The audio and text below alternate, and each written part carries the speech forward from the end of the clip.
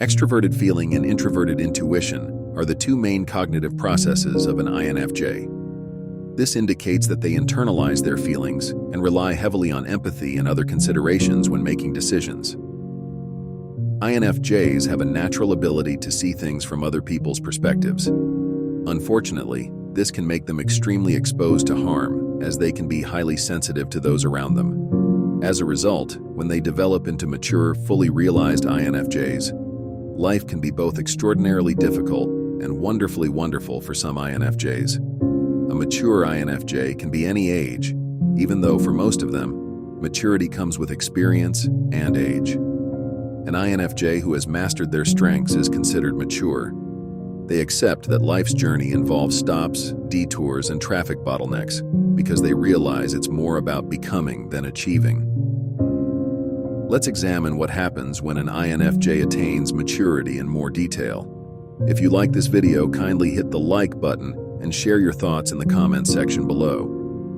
INFJs who are mature put their own needs first. An empath is what it means to be an INFJ. INFJs are inherently capable of viscerally experiencing the emotions of others. This can be extremely overwhelming in early life because they don't have the coping skills to distinguish it from their own thoughts and feelings. Unmatured INFJs have difficulty understanding who they are, can be highly codependent, and live primarily for the approval of others, even at the expense of their own well-being. An INFJ will continue to be empathetic as they grow older, but they will also have learned to take into account their own emotions. Because they take the time to learn about themselves and their needs, mature INFJs have a strong sense of self. They are therefore more mature, perceptive individuals who can balance their philanthropic tendencies with a knowledge of their own limitations. INFJs in maturity recognize their differences. Not much more than 3% of people identify as INFJs. They differ greatly from most people in the world in that they are very deeply felt in thought. The majority of people are, quite simply, incapable of the same degree of reflection and foresight and take things at face value. As a result, before they reach maturity, INFJs may feel greatly misinterpreted. They want to fit in, so they quickly discover that in order to do so, they must change to fit in with their surroundings and emulate social norms. As they get older, INFJs learn to accept that most people will never understand or be accepting of their moral convictions, lack of interest in particular things, and emotional depth.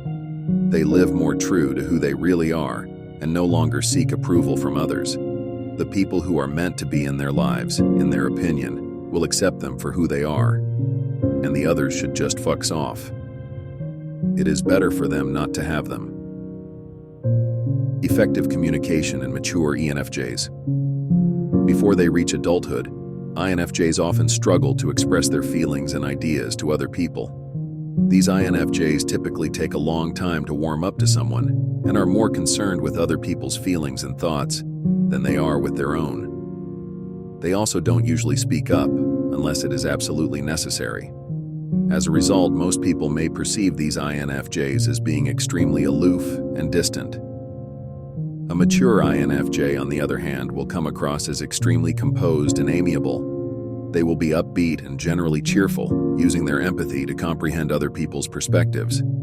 They'll be willing to listen to others and offer thoughtful counsel. Some people might even say that their personality makes a space seem more cheerful.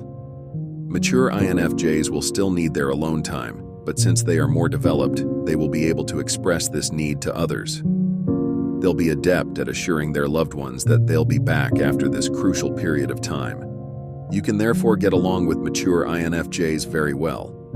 In social situations, they are more likely to be outwardly focused and willing to help others find what they perceive to be a more balanced way of living. They won't push their beliefs too hard. Instead, they'll just put them out there and let people decide whether or not to agree with them. If not, they won't take it personally.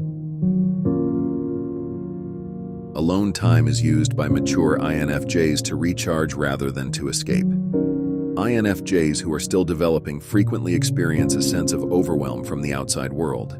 They may become extremely itchy as they wonder why they are stuck, why nothing is improving, why no one understands them or needs them, and why there is no way out. This may make them want to flee, make drastic changes, or just close the door on everything and everyone. Alone time is how these INFJs decompress from their lives. Alone time is a recharging tool for mature INFJs. An INFJ who has reached maturity will be happy with little. For some, their alone time is a sacred space. It serves as a sanctuary. They are using it for its sole purpose, so it will never feel like a place of seclusion or a hiding place.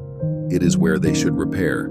Their space for writing, singing, playing the piano or guitar, or doing anything else that makes them happy can all be used for meditation.